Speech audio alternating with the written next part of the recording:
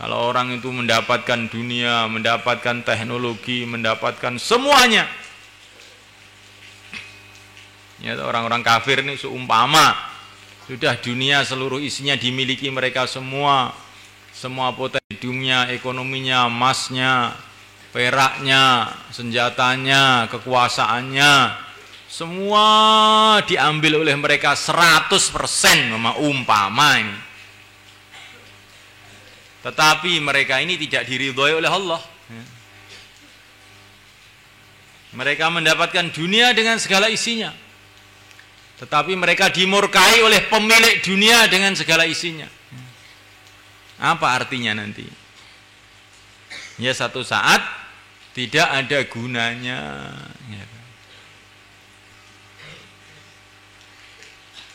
Orang kafir memiliki dunia itu seperti tikus masuk istana. Tikus masuk istana, duduk di kursi raja, makan makanan raja. Perasaannya jadi raja. Begitu bagian kebersihan datang, diambil, dicekik, makankan kucing, untuk makanan kucing.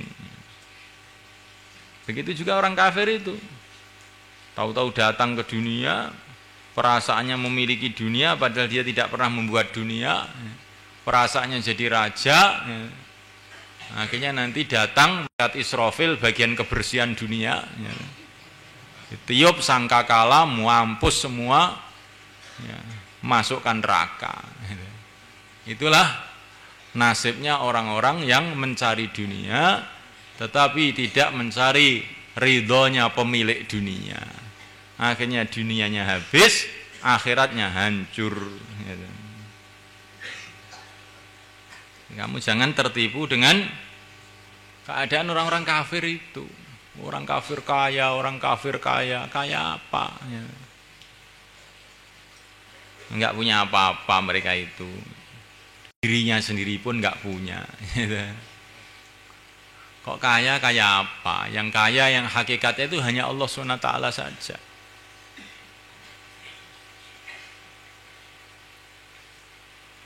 Jangan tertipu dengan keadaan-keadaan. Karena dunia ini mata'ul ghurur, menipu memang. Dan kita harus hati-hati. Kelihatannya orang jadi pejabat itu seperti beruntung, gitu kan? Karena tidak memahami resikonya. Dulu Sayyidina Umar ibn Abdul Aziz ketika diangkat jadi khalifah, inna lillahi wa inna ilaihi raji'un. Alangkah beratnya hisab yang akan saya hadapi. Kalau sekarang kampanye ingin jadi lurah, ingin jadi gubernur, kalau kalah muarah tidak karu-karuan. Kalau menang, wah perasaannya sudah mumbul langit, sundul mendung. Karena orang tidak memahami ini apa. Halaluhu hisab wa haramuhu azab. Dunia itu yang halal saja hisabnya panjang. Kalau yang haram azab. Maka orang-orang yang faham itu menerima dunia itu inna lillahi wa inna ilaihi raji'un. Orang dulu itu gitu, terkejut.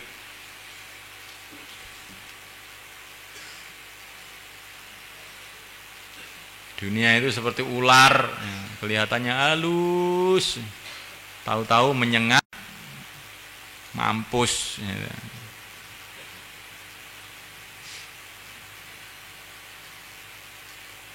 Nah ini yang pantas tidak tertipu dengan dunia ini siapa? Ya orang yang tahu agama. Orang yang tahu akhirat lah orang yang layak untuk tidak tertipu dengan dunia. Nah, kalau orang sudah tahu akhirat, sudah tahu berita akhirat, kok malah kagum dengan dunia, nah ini celakanya double-double ini. Kalau orang ahli ilmu agama sudah tahu berita akhirat, kemudian tertipu dengan dunia, ini betul-betul Masya Allah, ya,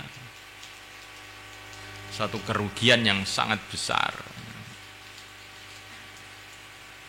Orang mengorbankan akhiratnya untuk dunia, ini sudah kayak apa ruginya, ya.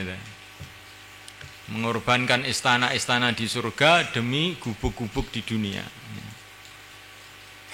Ada lagi yang lebih rugi, ada lagi yang lebih rugi, mengorbankan akhiratnya demi untuk dunianya orang lain. Mengorbankan akhiratnya demi dunianya orang lain. Siapakah itu? Orang yang ikut-ikut politik itu. Ikut dukung sana, wah petuan tengan. Dia sendiri nggak dapat apa-apa, nggak dapat duit, nggak dapat apa-apa. Yang didukung itu yang dapat uang, dapat jabatan, yang dukung nggak dapat apa-apa.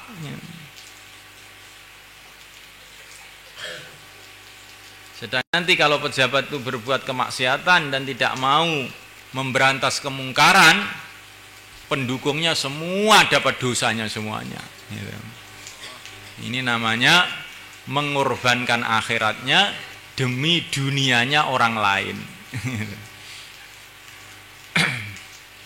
Demi dunianya orang lain. Ini yang paling tolol begini ini. Kalau mengorbankan akhirat untuk dunianya diri sendiri itu juga sudah bodoh. Tapi kalau untuk dunianya orang lain, tambah bodohnya itu double-double. Nah, kebanyakan sekarang manusia itu seperti itu. Kenapa kamu nggak mengamalkan sunnah, Pak?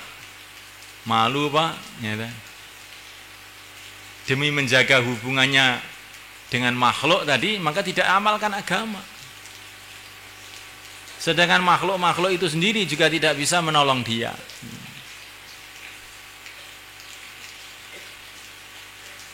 Ya enggak?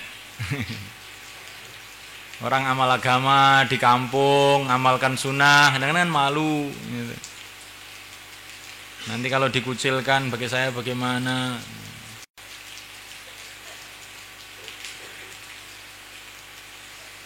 Kalau kamu nanti dikubur, apa orang-orang kampung itu bisa nolong kamu?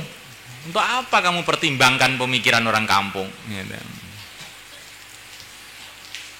Urip ambekane dhewe-dhewe, mati kuburane ya dhewe-dhewe, mangan cangkeme beda-beda, nyapa udah bingung. Jadi orang itu harus punya prinsip. Kadang-kadang santri, gimana Pak? Saya mau pulang Pak. Nanya apa tuh Leo? Mulai Le. Ini orang tua saya nyuruh saya pulang untuk bantu kerja di rumah. Nah, apa memang darurat sangat toh? Ya enggak, sebetulnya orang tua saya masih bisa kerja. Oh bagus, saya bilang gitu. Cuman kamu tanya dulu orang tua kamu, Pak. Nanti kalau saya dikubur, ditanya oleh mungkar nakir, Bapak bisa nolong saya apa enggak? Kalau saya disirot terjungkir di jahanam, Bapak bisa nolong saya apa enggak? Kalau di padang mahsyar saya kepanasan, Bapak bisa membawakan payung apa enggak? Ya enggak bisa nak. Lah kalau begitu itu Mbak ya mikir dulu toh Pak, jangan nyuruh-nyuruh orang. Ini di rumah semua sudah cari dunia, yang cari agama sudah suruh cari dunia juga. Nah ini nanti kan bareng-bareng ini nanti jadinya. Ya salah satulah cari agama, barangkali nanti di rumah itu yang cari dunia, dengan barokahnya ada yang cari agama, sehingga nanti yang di rumah dapat berkah. Kalau bicara sama orang tua itu begitu. Jangan yang belajar agama malah ikut orang yang tidak tahu agama. Ini nama orang melek ikut orang buta. Yang tahu kok malah ikut yang tidak tahu. Ya terus bagaimana? Seperti santri naik bis, di situ ada wanita duduk, terus oleh kernetnya suruh duduk, juga ikut saja duduk. Loh, kamu kok duduk sama wanita itu gimana tuh Kang?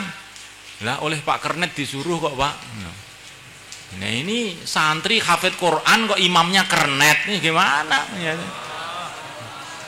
Yang ahli Quran malah ikut yang nggak pernah sholat. Nah ini kamu itu namanya kejungkir ndasmu nang ngisor ya Le. Nah, yang tahu agama itu ngajari yang tidak tahu agama. Pak Kernet begini ini nggak boleh, saya tak berdiri saja, tidak baik. Akhirnya Kernetnya lama-lama paham, oh ini kalau ada orang pakai kopiah-kopiah putih begini ini nggak mau duduk sama wanita. Akhirnya bisnya diatur wanita sendiri, laki-laki sendiri. Seperti di Pakistan, di Arab, itu sudah tahu orang, pokoknya kalau bangku wanita ya wanita, bangku laki-laki laki-laki. Sudah ngerti. Karena yang ngerti ikut yang ngerti. Lah di Indonesia ini yang ngerti ikut yang tidak ngerti. Lah ini yang repot di sini ini. Mafhum? Kamu renungi betul-betul. Tetapi pertolongan-pertolongan Allah yang Allah berikan kepada para nabi dan para rasul itu bukanlah khas khusus untuk mereka saja. Tetapi pertolongan Allah yang diberikan kepada para nabi, para rasul itu juga akan diberikan kepada orang-orang yang mengikuti jejak mereka. Dzalika liman khafa maqami wa khafa wa'id. Pertolongan Allah yang demikian itu adalah untuk orang yang di dalam hatinya itu ada rasa takut, bagaimana nanti ketika saya menghadap kepada Allah, dan takut atas ancaman Allah. Jadi dai yang dalam hatinya ada rasa takut kepada Allah, itulah dai-dai yang akan dibela dan ditolong oleh Allah. Maka ini yang perlu kita tanamkan dalam hati, rasa takut ini. Kalau dai itu rasa takutnya kepada manusia, takut sama ini, sama itu, lah ini belum layak untuk dapat nusratullah. Dai yang akan dapat nusratullah itu adalah liman khafa maqami wa khafa wa'id.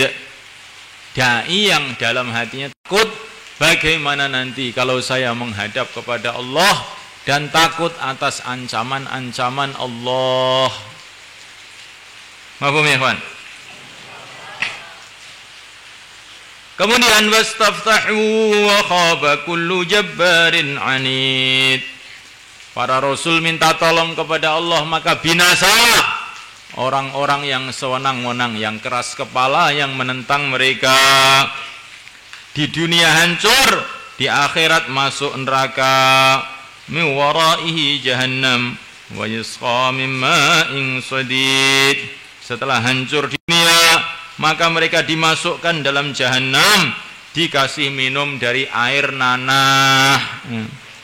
Yatajarra'uhu wa la yakadu yusighuhu wa ya'tihil mautu min kulli makan wa ma huwa bimayyit. Dia menghirup air nanah itu dan hampir-hampir tidak bisa menelannya, dan datang kepadanya kematian dari segala arah. Maksudnya asbab-asbab kematian. Azab dari depan, belakang, kanan, kiri, atas, bawah. Atas api, bawah api, kanan, kiri, depan, belakang api, batu, kalajengking, ular. Segala macam asbab kebinasaan, asbab kematian datang kepada mereka. Tetapi wa ma huwa bimayyit, dia tidak mati-mati. Tidak mati-mati, orang di neraka nggak bisa mati. Kalau mati enak, ya. Masya Allah di dunia ini ya, perkara yang paling menakutkan tuh mati ya. Tapi kalau di neraka sebaliknya ya, perkara yang paling menggembirakan orang ahli neraka itu seumpama mereka bisa mati ya. Mereka berharap-harap liyaqdi alaina rabbuk, ya Allah, minta mati, tapi nggak dikasih mati ya.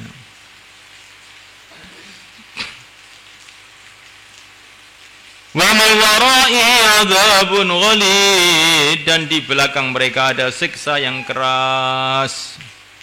Mathalul ladzina kafaru bi rabbihim a'maluhum karamadin ishtaddat bihi ar-rihu fi yawmin 'asif. Perumpamaan orang-orang kafir dengan kepada Tuhan mereka, amalan-amalan mereka ini adalah seperti abu yang ditiup oleh angin yang keras di dalam hari yang penuh dengan angin.